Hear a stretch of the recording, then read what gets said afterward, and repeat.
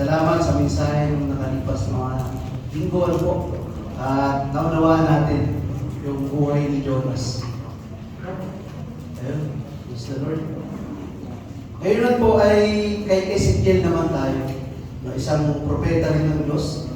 Sa Bible ay isa sa mga major prophet na kinikilala dahil sa mga pangitain o pahayag ng Diyos sa kanya para sa bayan ng Israel o sa bayan ng Diyos. So, may basa natin na marami rin na pinagdaanan si Ezekiel. Dahil sa panahon ng ito, ang bayan ng Diyos ay natapon sa pagkaalipin muli ng ibang mga bansa.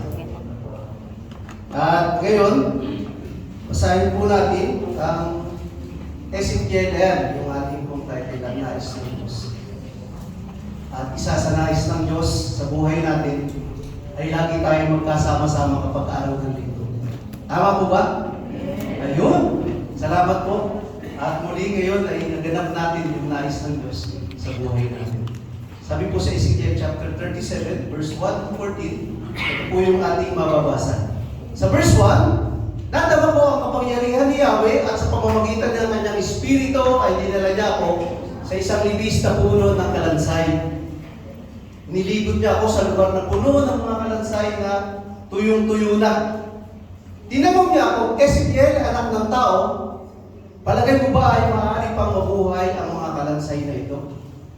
Sumagot ako, kayo po lamang ang nakakaalam ni Yahweh. Verse 4, sinabi niya sa akin, magpahayag ka sa mga kalansay na ito. Sabihin mo, mga tuyong kalansay, tingin ninyo ang salita ni Yahweh. Verse 5, ito ang pinapasabi niya. Bibigyan ko kayo ng hininga at kayo'y mabuhay. Verse 7, nagpahayag nga ako tulad ng utos sa akin. Nang ako'y nagsasalita, nagkaroon ng malakas na umbong at nabuo ang mga kalansay. Nakita ko sila'y nagkaroon ng ligid at laman. Nabalot sila ng walang, ngunit hindi pa humihinga. Sinabi sa akin ni Yahweh, Ezekiel, anak ng tao, tawagin mo ang hangin sa lahat ng dako. Sabihin nung pinakasabi ko, hangin, hingahan mo ang mga patay na ito upang sila ay mabuhay. Nagpahayag na ako at ang hangin ay pumasok sa kanila. Nabuhay nga sila at nang magtayuan, sila'y ubod ng dami parang isang malaking bukbok.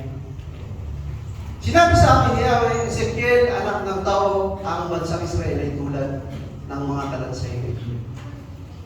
Sinasabi nila, tayo na ang aming mga buto. Wala na kaming pag-asa. Lubusan na kami pinabayaan. Verse 12, kaya nga magpahayag ka, sabihin mo, pinapasabi ko, bayan ko, ibubukas ko ang inyong libingan. Ibabangon ko kayo at iuwi sa inyong bayan. Sa inyong bayan.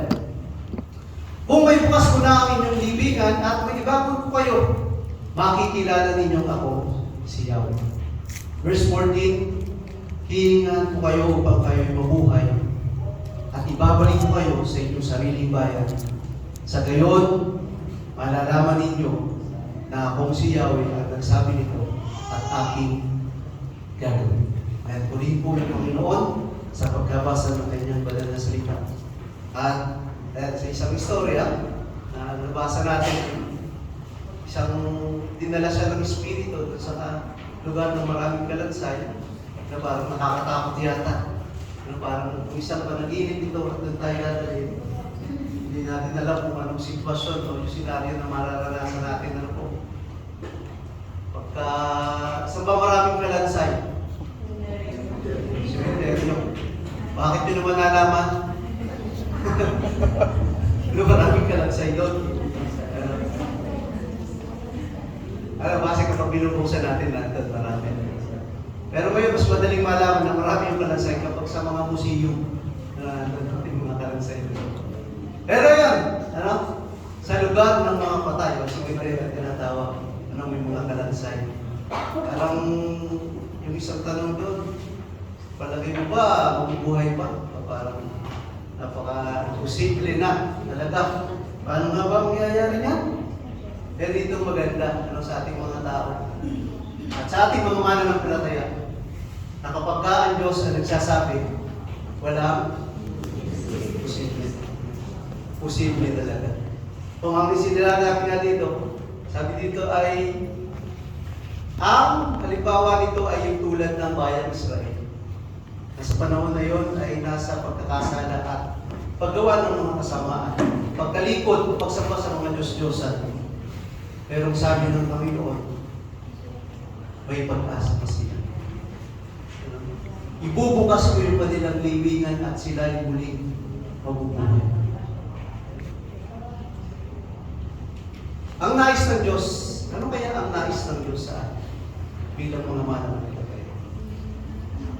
Sa inyo po, ano kaya ang nais ng Diyos sa inyo? Bukod sa narito tayo ngayon, yung araw ng linggo. Ano ba kaya yung nais ng Diyos na dapat ay ginagawa natin? Ano kaya? Yung pinaka-basic na dapat ay ginagawa natin na nais ng Diyos. Ano yan? Ano yan? Spread the word of God. Yun, spray natin yung word of God para maraming mabasa. Spray. Salamat po, i-spread natin yung word of God. Ganun din naman, di ba, pagka-spray, napakaganda kayo, maraming mararating, di ba? Mantakan mo lahat ng madapuan ng salita ng Diyos. Di ba? Napakaganda. Ayun, tingnan niyo po, napaka-basic lang yun na dapat ibahagi natin yung salita ng Diyos. Gusto pala ng Diyos yun. Gusto ba natin sinusunod o ginagawa yung nais ng Diyos? Yun, diba? Sarap. Tara, sa labas na kaya tayo. I-spread na kaya natin yung salita ng Diyos. No, marami ngayon dyan. Gagala ngayon. Anong oras na? Ayan, marami ngayon gising na. Kasi kagabi na puyat. No? Itong araw, pagkasama na puyat tayo. Meron itong araw tawag sikat na sikat yan Sabado night. Yun yung mga pinasikat ng araw.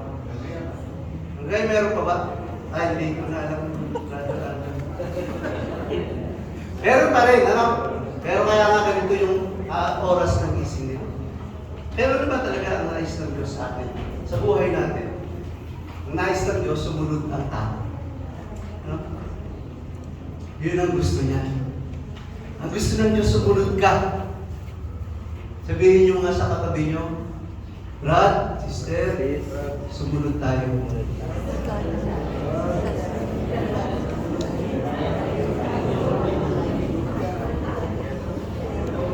Sumunod tayo.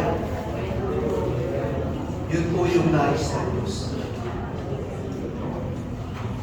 Nais ng Diyos ay sumunod tayo. Saan? Ano yung sundin natin? Dahil lagi na nagkakaproblema. Dami-dami kang utos, hindi man kung ano. Ayan. Sa kanyang inuutos. Sa verse 4, mababasa po natin, sabi dito, sinabi sa kanya, magpahayag ka sa mga kanansay na ito. Sabihin mo, ay, tinan niyo yung ganda yung mga salita, magpahayag ka. Sabihin mo. Iniuutos sa atin ng Diyos. Sa kanansay mo sasabihin mo. Oo naman. Sino kaya itong mga kalansay na ito? Sabi ulit, yung bayan Israel na gumawa ng kasublam-sublam sa paningin ng Diyos. Kapag pinasa niyo po yung chapter 34 ng Ezekiel, chapter 1 hanggang 10, balikan po natin sa Ezekiel. Ito po yung tungkol sa mga pinuno ng Israel. Ito po para sa ating lahat. Pero po dito, sabi dito, ano po? Basahin ko yung verse 1 hanggang, hanggang 10. Maiksi lang. Pero meron ditong ilang mga talata. Pwede nating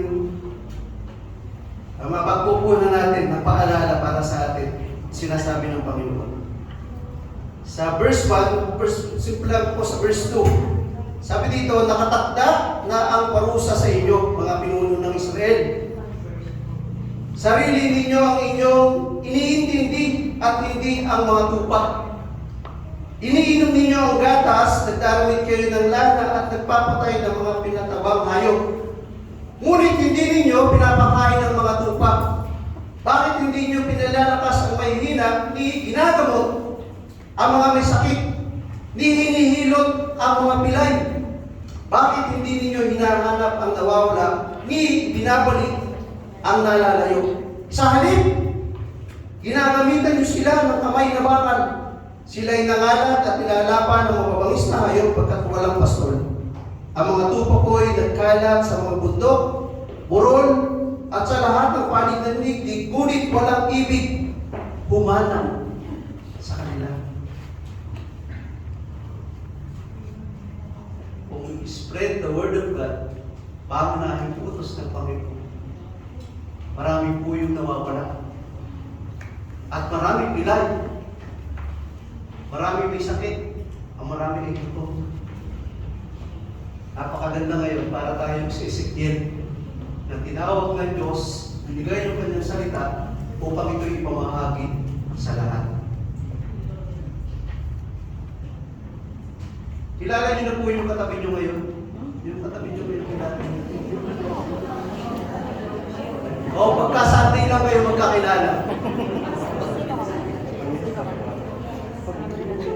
Sino yung kapag kayong katabi ninyo ngayon, ay tinetext nyo kapag ka-weekdays, kinukumusta nyo sila?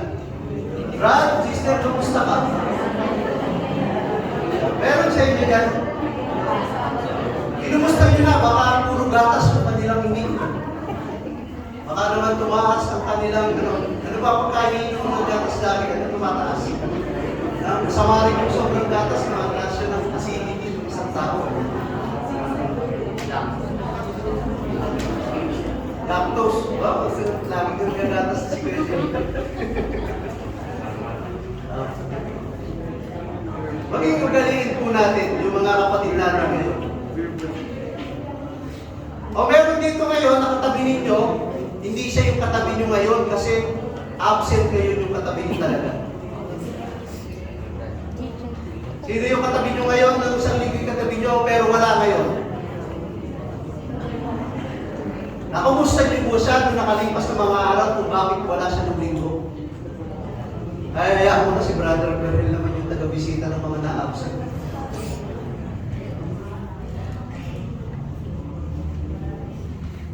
Marami po may nabipilay, marami po yung may sakit, marami po yung mga may damage, may mga pinagdadaan sa buhay. Maaaring mga rason nito, bakit hindi natin nakakasama every Sunday itong mga to. Napakapalad natin na tayo may kinakaharap din pero pinakalikan tayo ng Diyos. Baka sa pagkakataong ito, ikaw yung tinatawag ng Diyos para ihatid yung pagkalinga ng Diyos sa mga kapatid natin ito. Kamusta po yung nakalipas natin dito? Sino po yung kinumusta natin na kapatid natin na hindi natin nakasama? O hindi talaga natin nakasama ng matagal na panahon. Isang buwan na, dalawang buwan na.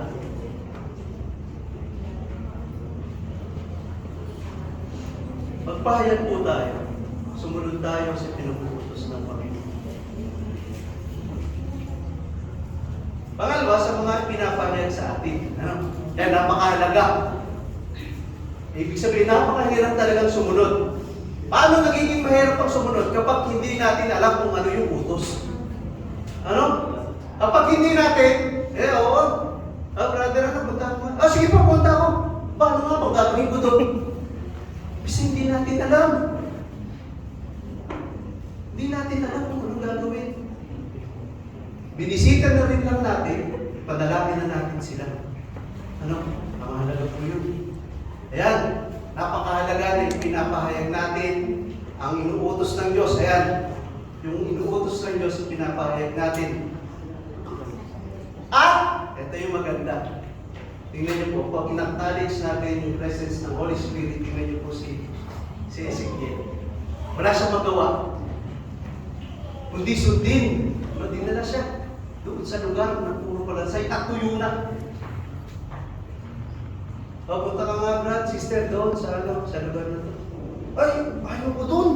Ang mga lugar doon, ay galing sa galing sa tundo. Ay, galing ka sa ganito. Ganun yun.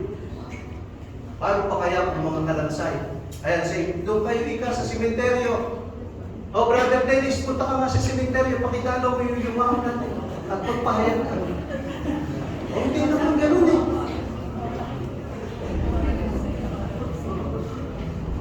Yung napupunta, tayo, basic, yung mga kapatid natin, yung nakakasama natin.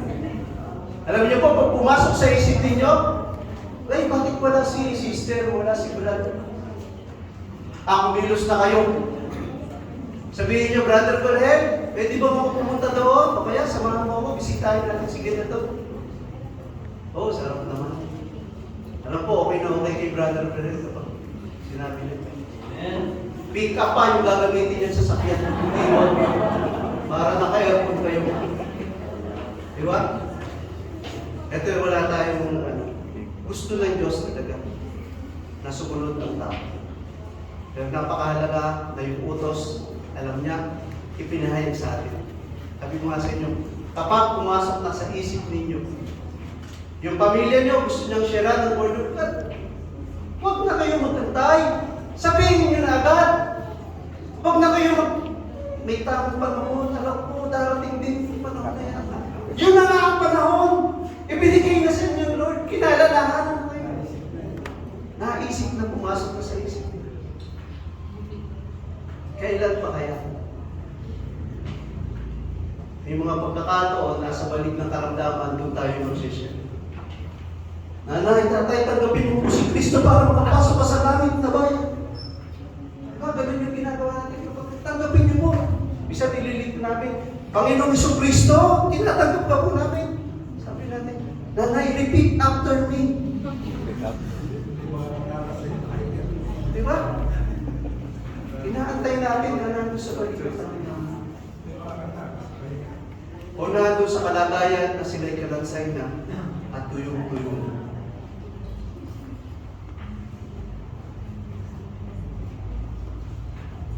Dito nga, masarap nagsasama-sama tayo, di ba? Paano pa kaya ako sa langit? Masarap kasama mo rin, pamilya mo rin. Nare-remind lagi sila. Ang mahalaga ngayon, kung hindi sila makinig, nire-remind din naman. Ano? Mamaya, may isang ano dyan. Ayan! Ang pangalawang nais ng Diyos sa atin, o sa mga tao, ay maligtas ang lahat. Yun yung gusto niya. Sa verse 14, binasa natin kanina.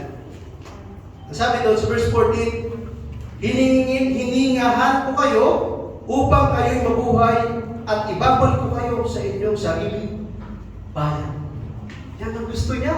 Ang lahat ng tao manubalik sa Diyos. Yun ang gusto ng Diyos sa atin. Yun ang nais niya. Na ang lahat ay maligtas. Ano po? Chapter 18, verse 23. Ito po yung sabi niya.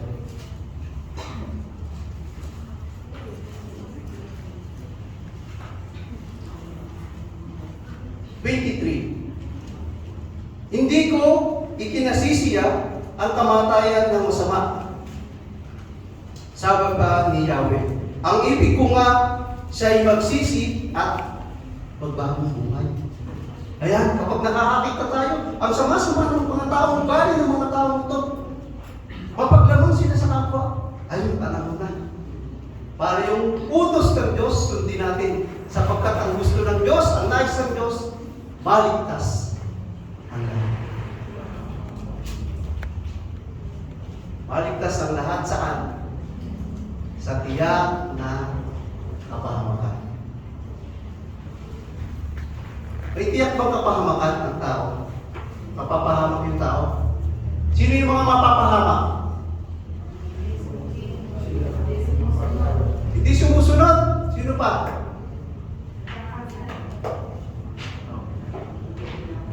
Ang tiyak na sila'y tiyak na mapapahamak. Yung mga hindi kikilala kay Kristo bilang Panginoon at tagapagligtas.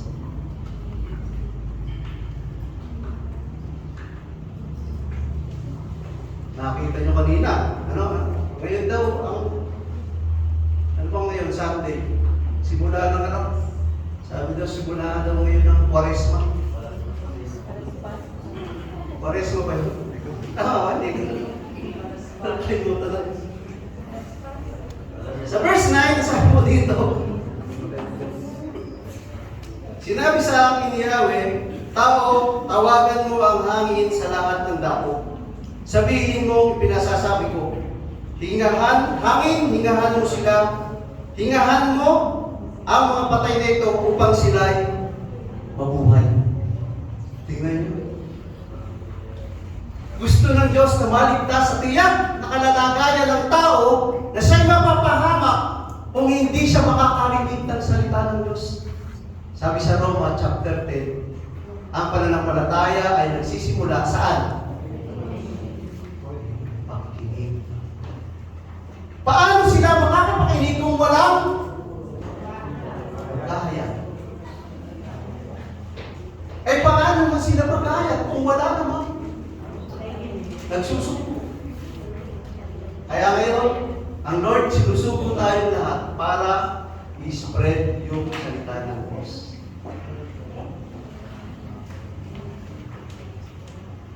Ezekiel chapter 36 verse 16 to 17.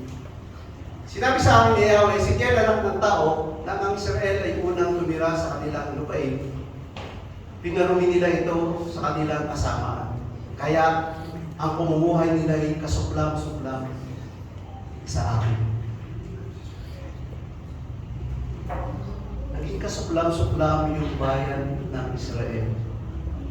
Kaya sinabi niya kay Ezekiel, puntahan niya mga ito upang balaan at magbagong talikuran yung kasuklam-suklam na pamumuhay nila. Ganun din yung ating pamamaraan. May pakilala yung Diyos sa kanila. Dahil yung laging binabagay. Pagka sila'y nagkaroon ng buhay upang makilala nilang ako ang Diyos, sabi ng Panginoon. Yun yung nangyayari.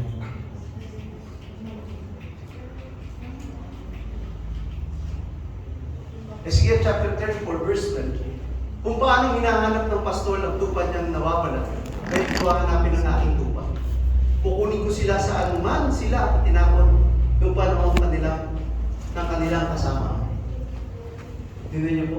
Sa tiyak na kapahamakan ang gusto ng Diyos, ang gagawin ng Diyos, iligtas pa rin yung kanyang mga lupa o yung kanyang bayan. At alam po, iniisip o inilalagay na ng Diyos ang kanyang utos sa ating mga puso at isipan.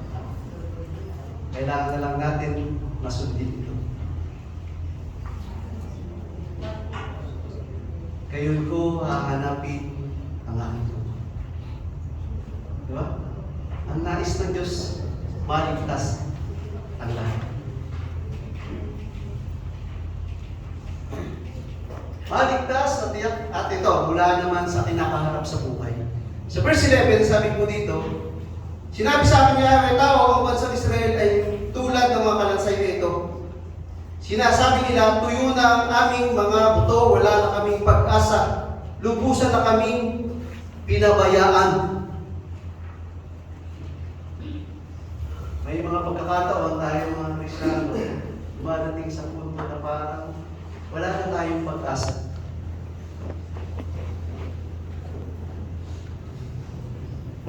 Na parang na tayong mga buto. Wala tayong pag-asa. Nahanapin ko ang nawawala, ibabalik ang nalalayo, hihilutin ang napilay, palalakasin ang mahina. Yan ang gagawin ng Diyos. Kung nasa sitwasyon ka ngayon na malayo sa Panginoon, sa sitwasyon ngayon na parang ikaw ay pilay o ikaw ay nanghihina. Ito yung sinasabi ng Diyos. Ibabalik tayo. Ibibigay ko sa kanila ang katarungan.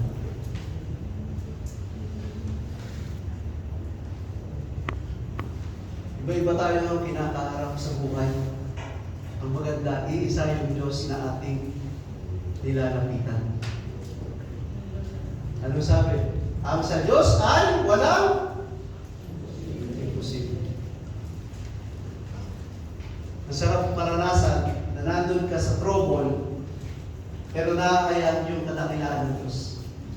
Na-experience nyo, parang nasa trouble kami ng time na ito. Pero yung kadakilaan ng Diyos, nakakayag pa rin. May experience kayo na parang wala ng pag-asa. Pero nung ito na dumadaan, along the way, napapapurihan pa rin yung Diyos. Napapapraise the Lord ka. Parang grabe mo pinagdaraan. Pero habang sinusuko mo ang buhay mo sa Diyos, yung Diyos gumagawa siya. Na kahit na sa panahon ka ng problema, nagpe-praise the Lord ka. Nagka-hallelujah ka.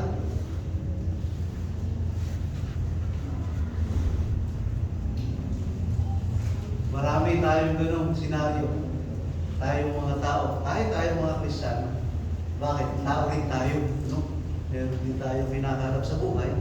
At maraming nga rin tayo. Kaya napakahalaga yung lesson natin kanina, na ang batayan na ating pinananaligan ay ang Biblia. Di ba? Kapag yung Biblia, wala siyang sasabihin na lalabang para sa ikabubuti natin. Lahat may katiyakan. Yun yung napakaganda. Yung sa lesson, nandun na ba kayo o pangalawang ulit nyo na? Ano? Simpleng pangalawang ulit na. Kaya napakasarap na ang nais ng Diyos sa atin, una, sumunod ang tao. Pangalawa, maligtas sa tiyak na kapahamakan at sa kinakaharap natin sa buhay.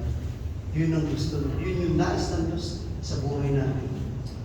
At ganoon din sa buhay ng mga Israelites ng tayo ni Ezekiel. Next. Tatlo lang yan. Yan. Ang nais ng Diyos, para ganun siya. Verse 13, ito po yung sabi.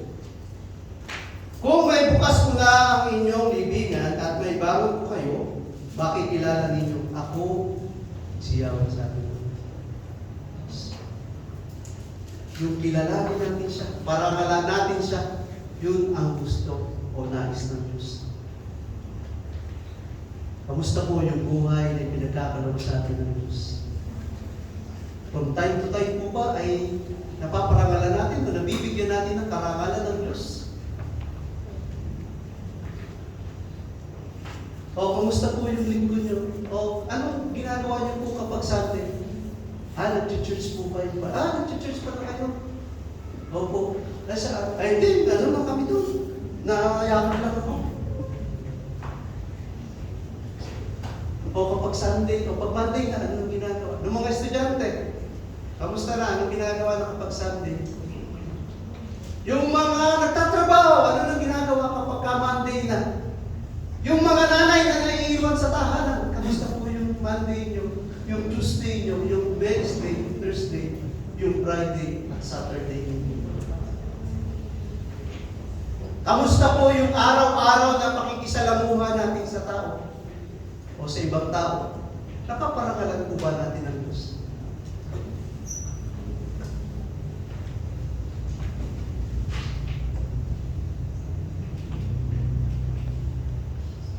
Parangalan natin siya saan man tayo napunta.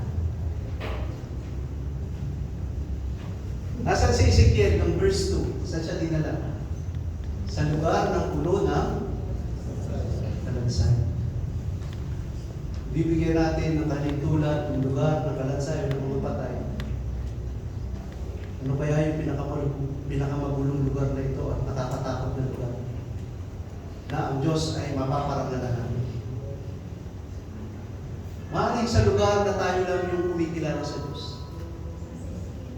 Yan, may bateng-ting na. Maaaring oras na para ako yatin tumigil. Hindi pa naman.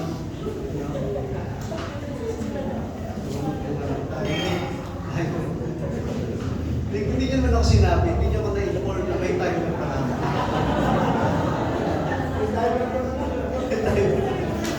Brother, ikaw yata nagpalagay. Diba?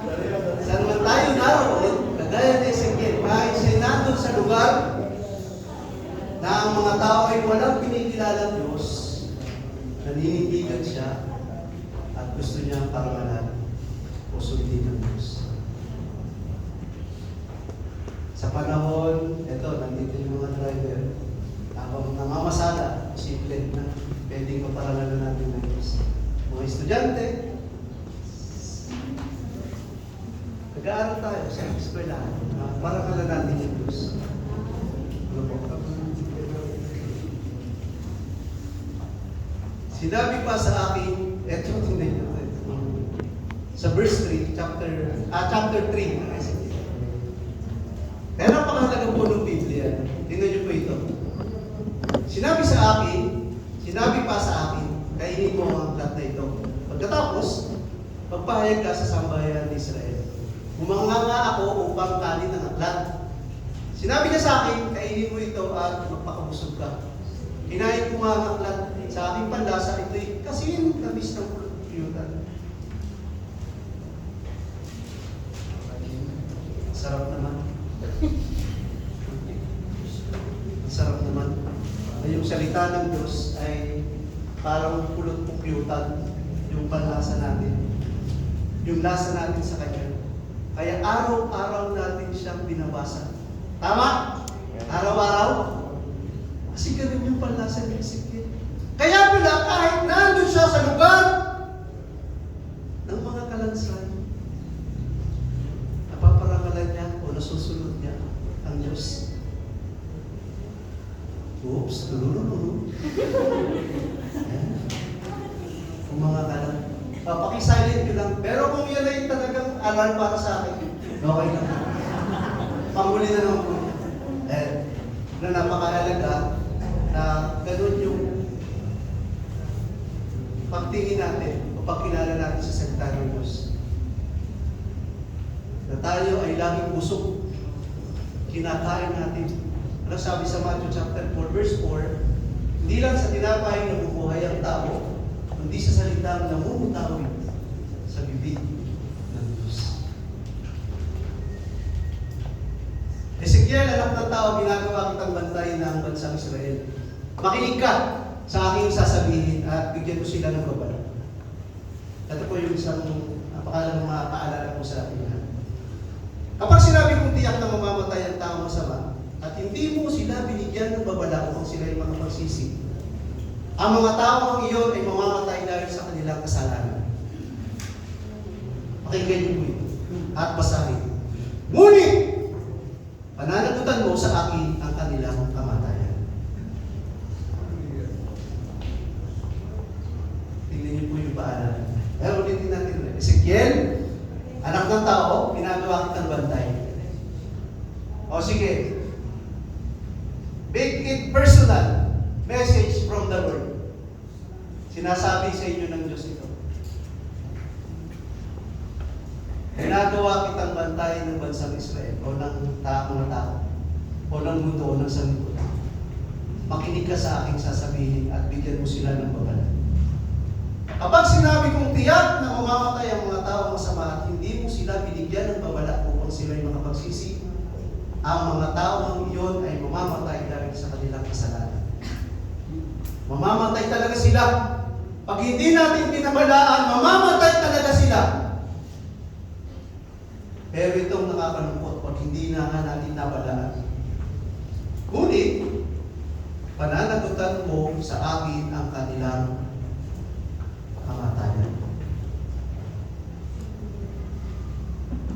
Subalit kapag binigyan mo sila ng babala at hindi sila nagsisi sa kanilang kasamaan, mamamatay na sila dahil sa kanilang mga kasalanan. Ngunit, hindi mo iyon pananagutan. O, mag-save na tayo. Lumagay na tayo sa magandang kalalagayan. Anong gagawin? Balaan natin sila. Mag-share tayo sa salita ng Diyos. Balaan natin sila. Kapag nagpakasama ang isang matuwid, ilalagay ko siya sa panganib. Mawawala ng kabuluhan ng kabutihang ginawa niya, kamuunang, at pumatay nga siya dahil sa kanyang kasalanan. Kapag hindi mo siya binigyan ng babala, pananagutan mo sa akin ang kanyang kamatayan. Ngunit kapag binigyan mo ng babala ang mga tao matuwid at sila ay lumayo sa kasamaan, hindi sila mamamatay at wala kang pananahan. Diba? Ayan. Kaya paalalahanan tayo bilang mga magpunta. Kanina, doon sa mga hindi natin pa nakakasama, o hindi pa kami kilala sa Panginoon. Ngayon, eto, sa ating mga mananampalataya. Kaya yung mga wala dyan, sa tabi nyo, na dating katabi nyo, pwede na. Kumustahin niyo po sila. Kung kapitbahay niyo lang, Oh, pwede niyo pong kumustahin. Bukas na umaga, magdala po kayo ng pandesal at kape. Ayun, sarap po yun.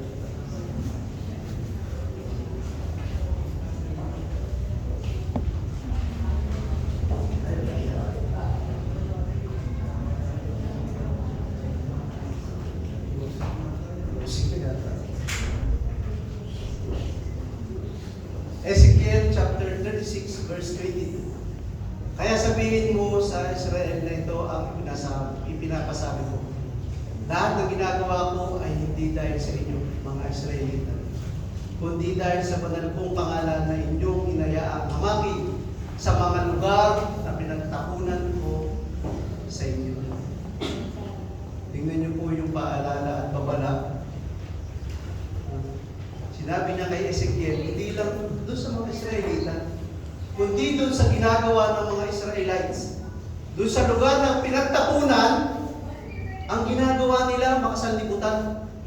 Hindi mga Kristiyanong ugali yung ginagawa nila. Nung sila'y nagtatrabaho, nawawala na yung pagiging Church of Christ nila. Nung sila'y nasa school, nawawala na yung pagiging Church of Christ nila. Nagpapakilala pa naman sila taga-Church of Christ sa mga Christian. Pero nawawala yung identity na magiging Kristiyano. Sinasabi pa natin, meron tayong Kristo na ating Panginoon na tagapagligtas. Pero ito ang sabi, hinayaang hamakin sa lugar na pinagtapunan ko sa inyo. Yan ba ikaw, Kristiyano? Diba? Paalalahanan po natin. Magpaalalahanan tayo mga kapatid.